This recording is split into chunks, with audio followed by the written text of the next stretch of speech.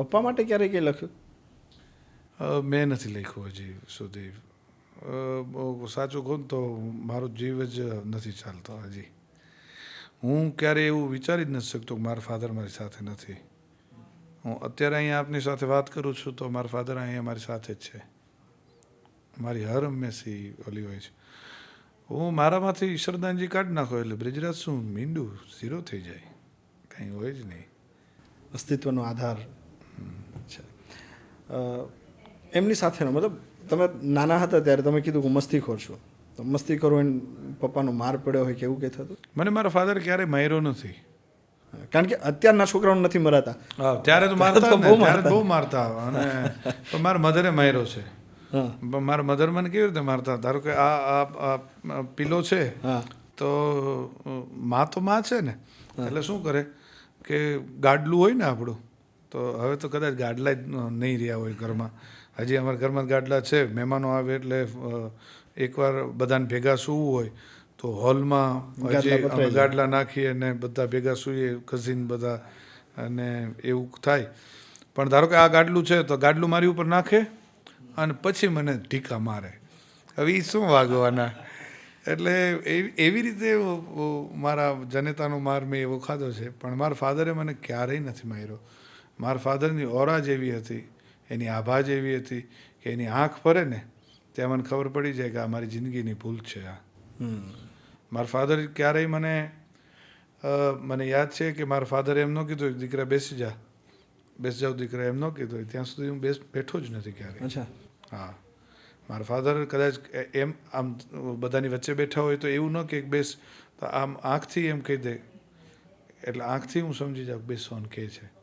ત્યાં સુધી હું ક્યારેય બેઠો પણ નથી. પણ અમે બે બાપ દીકરો બહુ સારા મિત્ર હતા. ઓકે. બહુ સારા મિત્ર. મારી ખૂબ એમણે મસ્તી કરી છે, અતિશય મસ્તી કરી છે. એમના મિત્ર સર્કલને ભેગા રાખીને કદાચ ડાયરેક્ટ મસ્તી ન કરે તો બીજા દ્વારા મસ્તીઓ મારી બહુ કરાવી છે. મેં મારું સર્વત્ર ગુમાવી દીધું છે ભાઈ.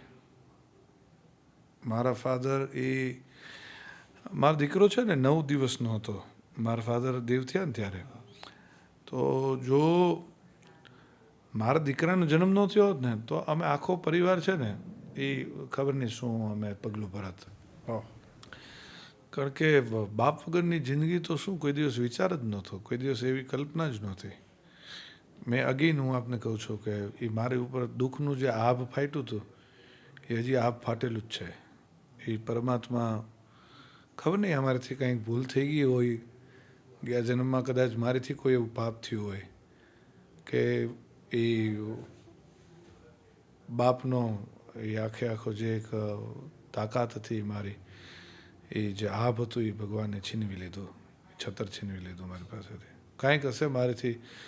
હું કર્મમાં ખૂબ માનું છું એટલે મને એવું લાગે છે કે ગયા જન્મમાં મેં કંઈક એવા કર્મ કરેલા હોવા જોઈએ કે કંઈક એવું થયું હશે. પણ બાપ છે. હાય હાય. આંખો ભીની થાય છે તમે જ્યારે એમને યાદ કરો છો ત્યારે. મારે જસ્ટ તમારી પાસેથી સમજવું છે બાપ એટલે. મેં કીધું એમ બાપ એટલે સર્વત્વ. શું નહીં, બાપ શું ન કરે તમારી માટે, દરેક વસ્તુ કરે. અને એક આપ જોજો, બાપ છે ને એક્સપ્રેસિવ ન હોય.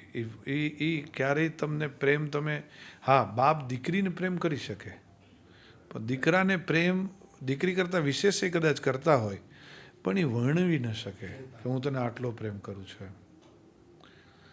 તો મારે 3 બેન છે મોટા, અને હું ખોટનો ખોડુભા. આપણે ત્યાં સૌરાષ્ટ્રમાં ખોટનો ખોડુભા કહે ને, એટલે હું 3 બેન ઉપર એકનો એક ભઈલો. બહુ બધી માનતાઓ, બહુ બધાને. મારા ફાધરના હું 20 વર્ષ 22 વર્ષનો થયો ત્યાં સુધી તો હજી મારા ફાધરના મિત્રોની માનતાઓ જ પૂરી કરતો હતો, હગાવાલાની માનતાઓ પૂરી કરતો. એટલી બધી માનતાઓ. પછી તો